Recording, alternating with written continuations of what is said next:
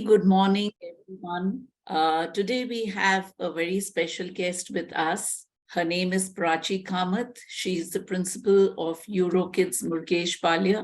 Before we move on to the interview session, I would like you to understand a little about her. Prachi is the principal for Euro Kids Preschool Murugeshpalya branch and comes with over 10 years of experience in the preschool sector. She spent her early years building a successful career in customer relations before moving into early childhood education space. Almost 10 years ago, she is an arts graduate with a passion for literature and languages. She believes strongly in the value that a good early educator can add to a child's development, and her motto is bring awareness to the preschool sector. A very warm welcome to you, Ms. Prachi. And I'm sure that we would understand a lot more about your vision and your thoughts behind the school. Thank you so much. It's a pleasure being here. And thank you so much for giving me this opportunity to be here. Thank you. Okay, to begin with, Ms. Prachi, I would like to understand that which year was this branch of Euro School established? My branch, that's the Eurokids Murugesh Pallay branch, was established in 2012. Okay. And, I would like to understand, of course, you see Bangalore, there are so many, schools mushrooming in every nook and corner, and especially where preschools are concerned. In fact, in every second or third lane, there is a preschool, right?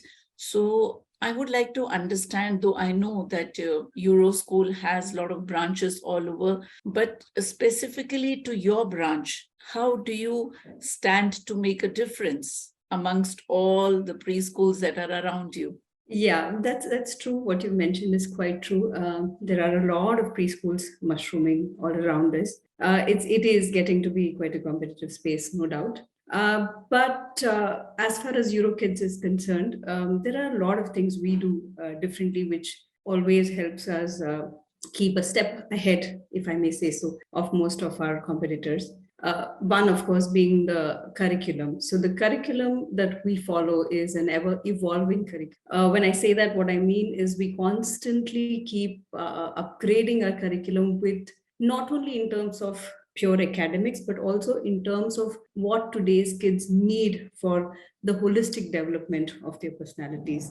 Having said that, there is also a very large difference we bring in the methodology that we apply when we put these curriculums in place, in terms of how we teach the kids, in terms of how we approach everything with a practical way of learning, more than just showing them visually or audibly. There's also a lot of ways in which we try to engage with the child. The staff that we provide undergoes constant training over and over again, and they're handpicked by us, and they're sensitized a lot to the ever-changing needs of the kids that we have. So all these factors put together, we're also one of the few preschools which are safety certified. We undergo safety certifications every year, which basically certifies all our branches in terms of every aspect: physical, emotional, mental wellness of the child. And we are properly certified by companies which are qualified to do this, which sets us apart from most of the other branches or the other brands that come across in this space. That sounds amazing. I mean, I've not really heard many preschools doing that. I think that would be a USP of your school. So that's amazing to hear that.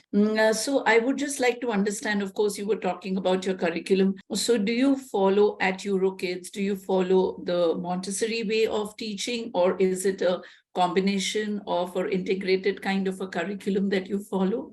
Ours is an integrated curriculum. We follow a mixed methodology of various methods. Ours is a patented curriculum that Eurokids follows. We have a panel of experts who designs our curriculum. And this curriculum is, as you may already be aware, Eurokids is a brand, and it has branches all over India. And the curriculum that we follow across all these branches comes to us from our set of expert panels who make this curriculum, which is basically our own patented curriculum. We call it the playway method. which basically, to put it in a nutshell, we've taken the best of kindergarten, we've taken the best of Montessori, we've taken the best of Howard Gardner. So we've combined 2, 3 methodologies to make it, tailor-made for the kids that we have today, especially with the setup that India usually has. I think that's interesting because many times, in the minds of parents, they are a little confused about, what exactly is the way. Because, the fact is that when most of the parents were growing up, probably there was just one kind of a curriculum. For them to understand what is the difference between one particular curriculum, especially in these grades, it's a little confusing for them. So I guess that throws quite a bit of light on what you do. And I'm sure that the teachers would be trained for this kind of a curriculum that is, designed by the experts. So, one of the questions that is in the minds of parents, usually when they come for admission, is that what board should my child, follow? They usually do not understand that at a pre-primary level, these things don't matter. But do you think that when the parents have this question for you, what is it that you have to tell them, that what is the board which is best for them? What is it that you feel would define any kind of boards? Does it really define a child's success? Well, to answer that, I don't think any board defines a child's success. I think there is so much more to success than just a board or an education system, for that matter. I think, and I think we've seen this all around. People who are highly successful and people whom we look at as leaders barely fit into what we would traditionally qualify as, academically well qualified. So, having said that, like you also rightly pointed out, the board doesn't matter up till a certain age. And I would say that up till about pre-primary and primary also, the board doesn't matter much. Also because in my experience and in the little bit that I have, gone around and spoken to a lot of schools, because not only as an early educator, but also as a mother of 2 young kids, I've kind of tried to do some research, because these are questions I faced myself also when I was trying to put my kids into school. So what I understood is that up till grade 4 almost, it is pretty much integrated. Everybody pretty much does a similar kind of curriculum. But after that, and I think when your child is about 10 or 12, is when you would be around 4th grade-ish, is when you're also able to tell a lot about your child in terms of what their interests. And that would then help you decide what board suits them the best. So I find that, by the age of 9 or 10, the children usually are able to display their strengths and their interests. And as today's parents, it's also our, responsibility to ensure that we're able to give them the exposure they need in terms of what they want to do in life. And that is where a board will start coming into place. So that's where you will probably decide what board works best.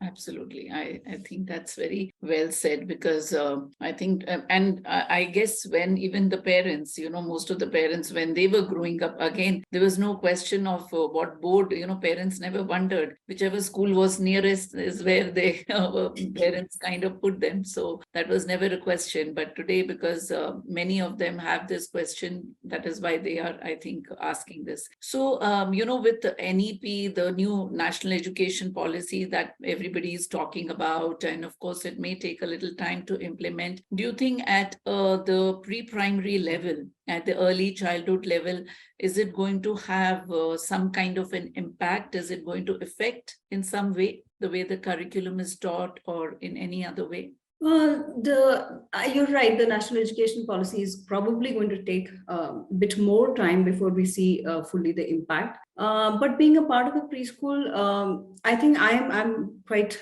glad that it has come in place, because at some point in time, I think we've all gotten into a rush to push our kids into learning and doing more and more and more. And but we have to understand that there is a certain age and a certain time at which kids are ready physically to do a lot of things. See, we as parents also take a lot of things just on mentally. If the child is ready, oh, he already knows this, oh, he already knows that. But there is also a lot of physically, because especially in the preschool sector, gross motor, fine motor skills are very important, and they come at a certain age.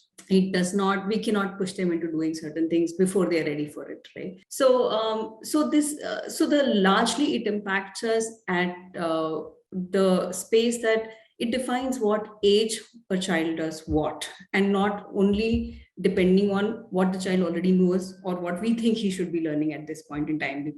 So parents also are sometimes very confused, and we as a society seem to be drawn under a lot of pressure, saying, oh, that child is already doing, so why is my child not doing? And this is something that all parents go through. There's a lot of comparison, saying, oh, my cousin's kid is already writing, why is my child not writing, or this and that, things like that, right? So I'm kind of glad that it will standardize this process, and it is not individually driven by this thing, because we have to allow the child the time and space to learn. So the primary impact that I see it happening, I see it causing, is just the standardization of what age every child does what. And because if once the K-12 schools start putting this into place strictly, it will automatically trickle down to the, though right now pre-primary is not governed by that, but it will start trickling down to all the pre-primaries as well. And that's something that I'm quite happy about. Yes, yeah, absolutely. Now, since you spoke about comparison, I was thinking, yes, my next question to you would have been, usually at least some parents, I won't say all the parents, but some parents have this thing, like this one who's of the same age as my child is able to know so much, knows, probably full sentences, can speak so much, knows so many poems or whatever. Why is it my child is not able to do so much? So is there, would you like to tell the parents that, is there any particular way that the child learns? What is it that you would like to share with the parents about their own child's learning? Being in this space and being an early childhood educator, I would say that a child learns best when he's able to engage actively with his environment. When I say that, what I mean is a child learns by observing, a child learns by exploring, a child learns by experimenting, a child learns by asking a lot of questions. And that is the kind of atmosphere or environment that we as adults would have to provide with all of our kids, be it at home, be it when you look at a preschool. We need to allow them to explore. We need to allow them to experiment. We need to allow them to ask. Curiosity has to be built. That is when they learn.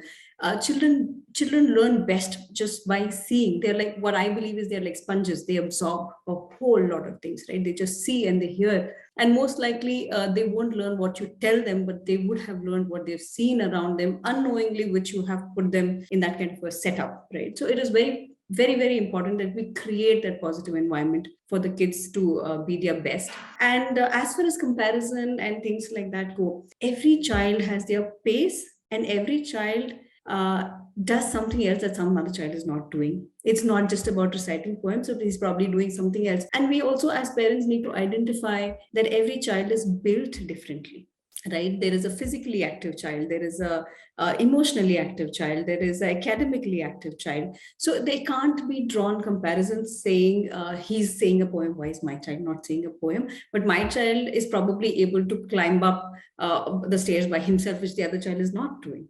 So there are different, they will all come together and they will all equalize at some point in time. But these are all just paces. So we need to be patient and let them find their way through it's a journey. Childhood is also a journey. I think that's very true, because they just need to be patient. Like you said, sooner or later, they will catch up and be able to do. So like you mentioned in the previous answer itself, that, parents also have this thing that, why is it that, my child is not asking questions or is not curious about, knowing things? And how can I build in that curiosity among my child? So what do you have to say about it? How can the parents actually help their child become curious learners? The parents can help their child become curious learners. Mainly, I think every child is born curious, most children are. And it also comes down to how we nurture that curiosity, which means we need to spend a lot of time, which means we need to be very patient in answering their questions over and over again, and create that space where they feel free to ask us things, which we as adults unfortunately are not able to do quite a few times. And I understand, because we all have our own responsibilities and duties and things.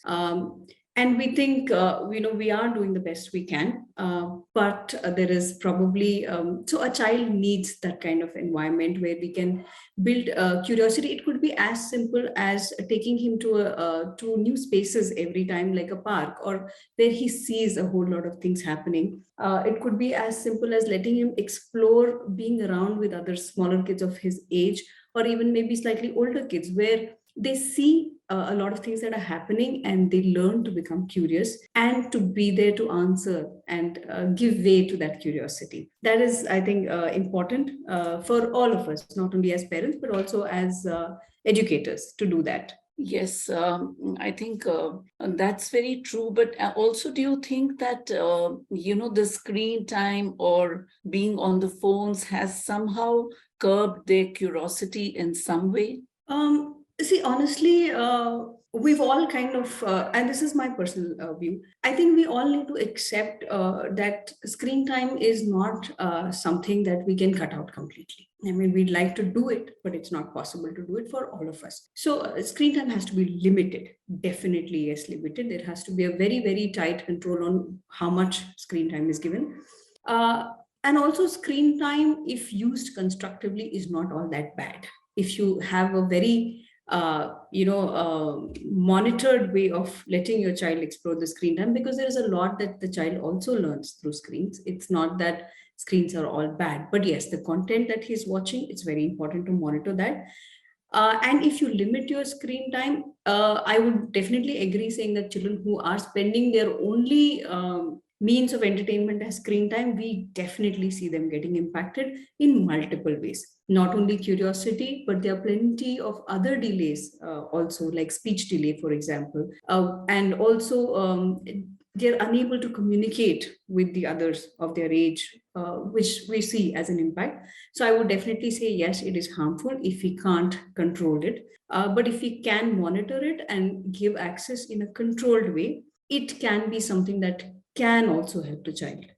Yes, I think that's very true, because usually when parents are a little occupied, when they, like you very importantly pointed out, that most important thing for parents is to spend time with the child, because that's when everything else comes from there. That is the root of everything. And so, coming to the kind of activities that Eurokids has in the school, the curriculum, can you just throw a little bit of light on that? That what kind of activities are part of day-to-day curriculum, and what is it that happens on an annual basis, maybe once a year or things like that? Sure. So, Eurokids curriculum is basically a holistic curriculum. We believe that the child needs to develop in all ways. So, Eurokids curriculum caters to mind, body, and soul. That is what we call it. So, we have, of course, our academic activities that we do, which are your basics of every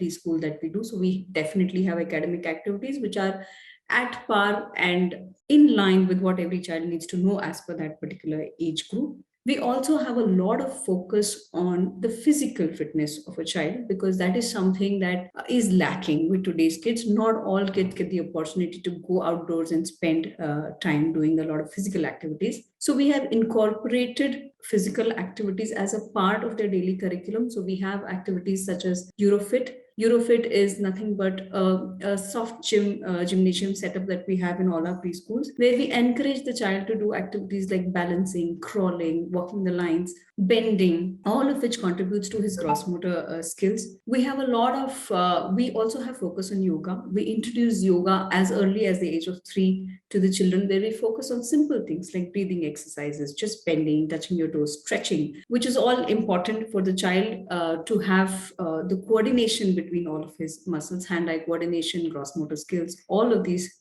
get developed. We also have something for the soul, which is basically what we call as Euro music, where we make music an integral part of the curriculum, which doesn't mean that the child learns music at the age of 3, but he learns certain concept via music, and children respond very well to music, and we all know that so well. So we have, apart from doing the regular rhymes, we also do certain concepts through music, and children learn it so beautifully via songs. and they learn the rhythm and they learn the beat and they learn to sway to the beats, which is so important for them. So that way we have a curriculum which basically takes care of all types of development of the child. We also do, and our curriculum basically, like I had said at the outset, we believe in learning by doing. So every part of the curriculum has a lot of activities for the child to do. So apart from just telling him about what we do, there's a lot of things that he practically does by himself, which allows him to drive the concept of what he learned from his teacher into the practical use of that particular concept. So that way, our curriculum is very well developed.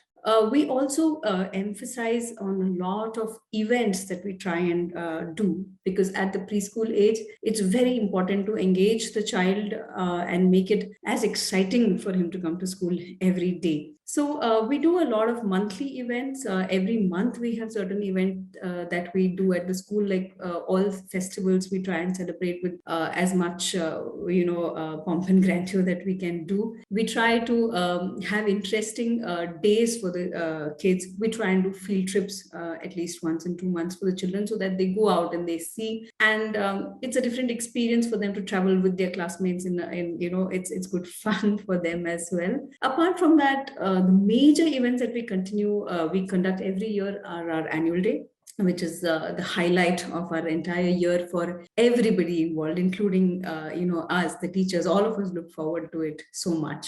We also do a sports day every year, wherein we a lot of parents ask me what kind of sports for young kids, but it's not about just sports. It's just about physically participating in something. Could be a simple race, could be a simple, it's just the whole experience of being a part of something larger. So these are the two large events that we do every year. And like I said, a lot of smaller events. We do a lot of storytelling events. We do a lot of puppet shows, a lot of things like that, which basically just make sure that every day is a new day for the child. That sounds so much interesting. I wish when I was a child, I had all these interesting activities. So how much of, of course, I'm sure one is that all these annual events, I'm sure that, parents would be a part of it. But in the other events which take place on a monthly basis, do you expect parent participation in that as well? We don't expect much parent participation. There are certain events which we try and conduct at least once in a couple of months, where we would like the parents to come. Not that we would like them to participate in it, but I think it's a wonderful opportunity for the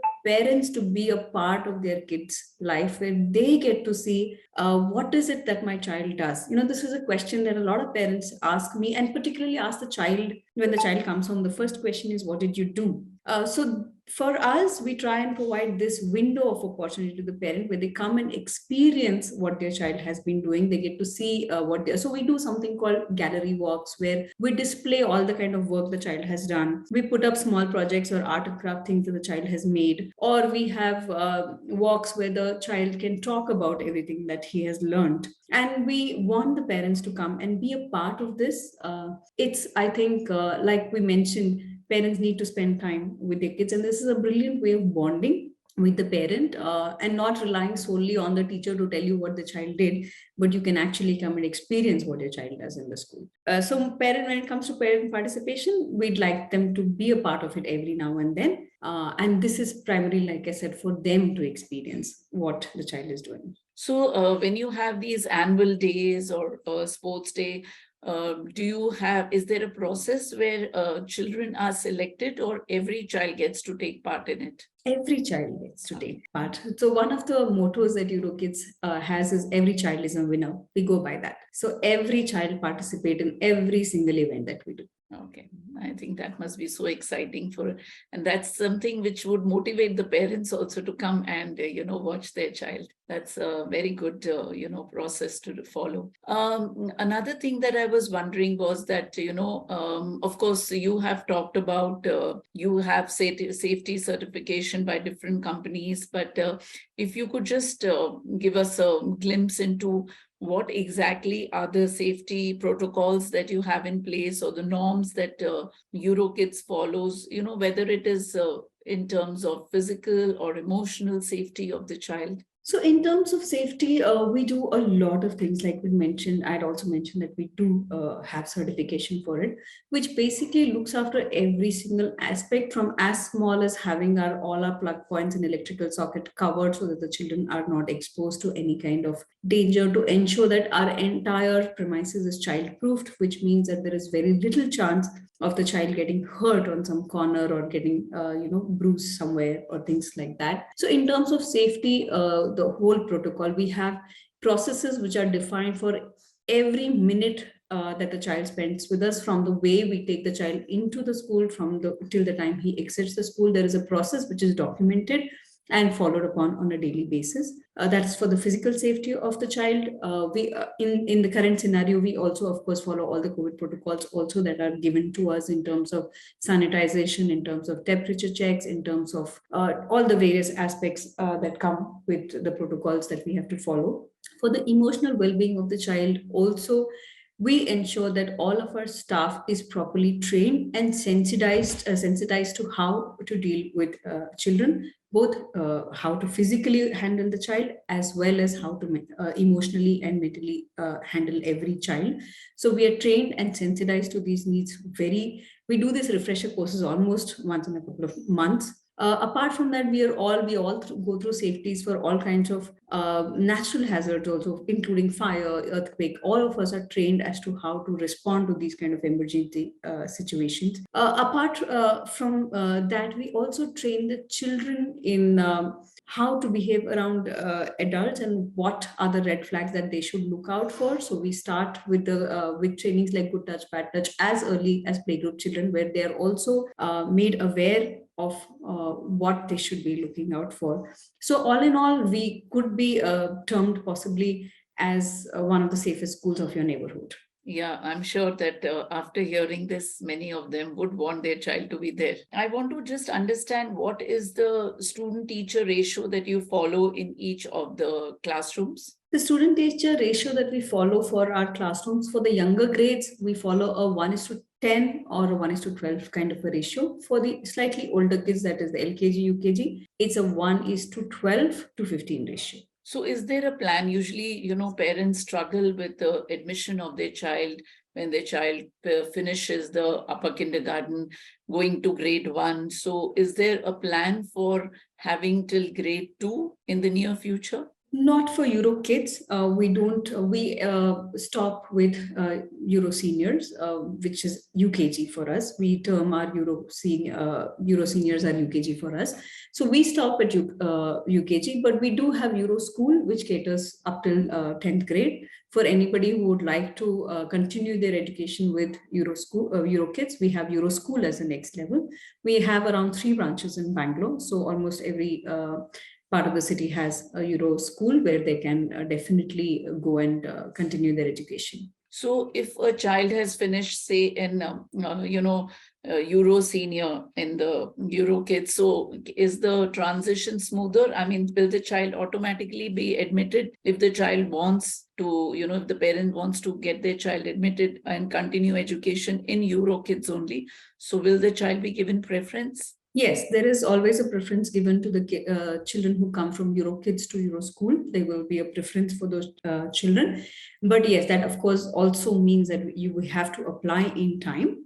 There is a certain admission process that all the K-12 schools go through, and there's a certain period at which admission opens. So as long as we apply on time, the child will definitely get a preference. Okay, so we were talking about, learning of a child and how they all work at and learn at a different pace. Now, there are times when a parent takes admission for their child, and at the time of admission, they do not apprise the school people about any kind of learning difficulty that a child may be having. So maybe once the session begins, say after 2-3 months or a month or more, the teacher realizes or the school realizes that the child needs extra help. So do you have a process in place or the support system in place to take care of such children and their needs? Yes, we do.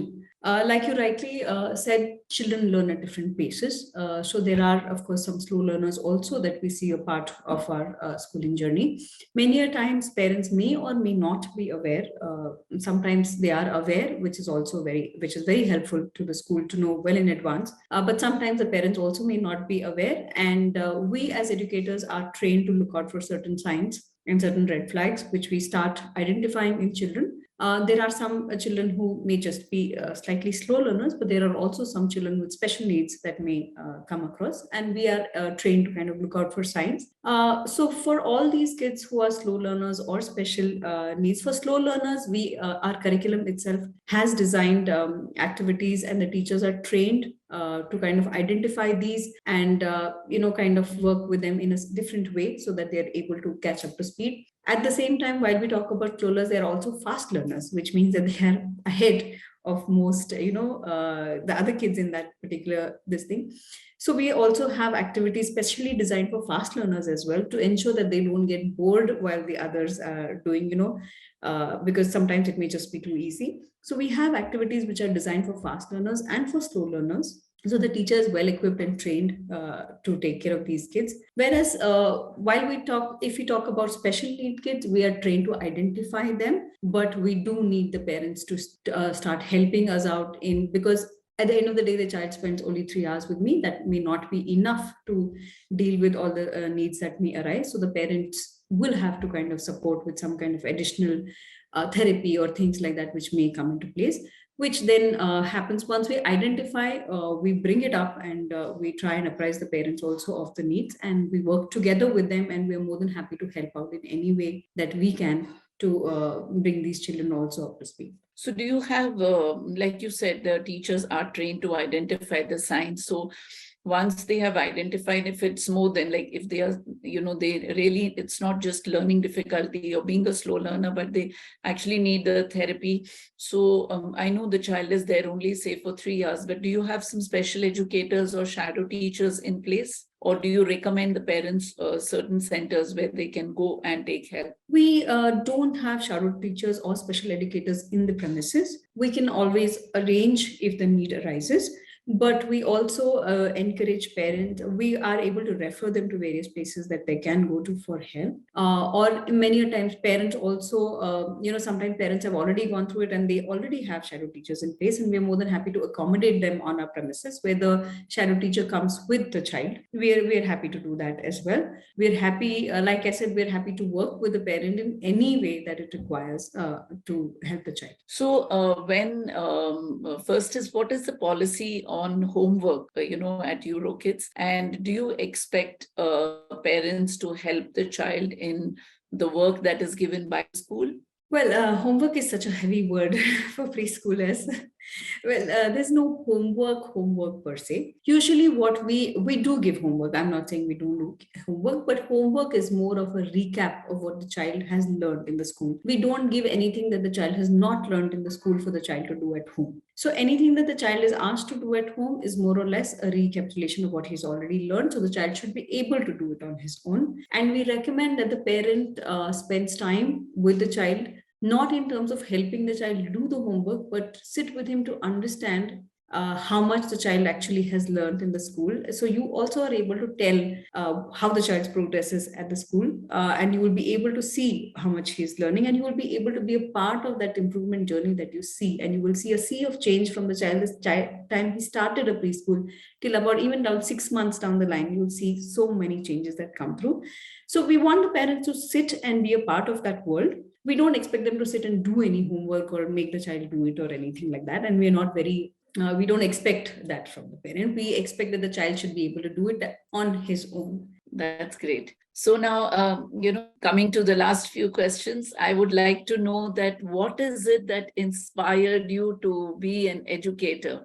Like you mentioned in my brief introduction, I entered the preschool space only 10 years earlier. Before that, I used to do a lot of, I had a proper corporate career, so to say. The change happened when my daughter was born about 10 years ago, and I started looking for preschools for her or centers for her where she could be engaged. And the space appealed to me a lot. And as my daughter grew up, I understood the impact that an early educator can have on a child's life. And the statement of, we all believe that, after the mother is the teacher. And that the statement, the impact of that statement really hit me when I started experiencing this with my daughter. And that's when I realized that, I want to be a part of this space. I want to help contribute to this space and help build a generation that is going to, continue forward. And that is what inspired me to come and start this space.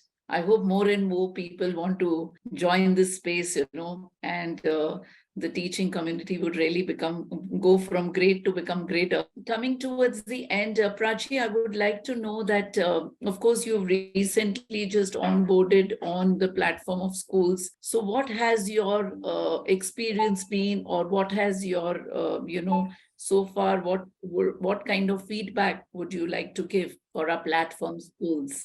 I'm so happy to have discovered Skoolz. I think it's a wonderful platform, and it makes the life of a preschool operator much easier. It allows me to focus on what I should be doing, which is academics and curriculum, and it takes away my burden of looking at spreading. Skoolz platform is a great way to get your name out in the market. And of course, end of the day, we want parents to discover more, and more and more parents to discover us and come to us.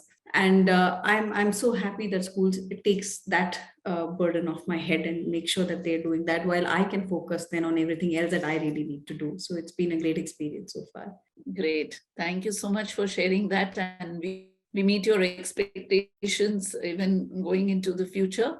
I would like to sign off here and would like to really thank you, Ms. for being with us and sharing your thoughts on the curriculum. And, I'm sure that it was very insightful even for the parents to understand how they can help their child in various ways. And I pray that your branch and your school really touches pinnacles of success and becomes a household name in no time. So we would love to have you back with us very soon. Thank you so much once again. Thank you. Thank you so much. It's been such a pleasure being a part of this show. And I just thank you so much for your wishes, heartfelt wishes. And I would wish the same success to Skoolz as a platform as well. And I hope you're also able to achieve everything and more than that that you set out. Thank you so much.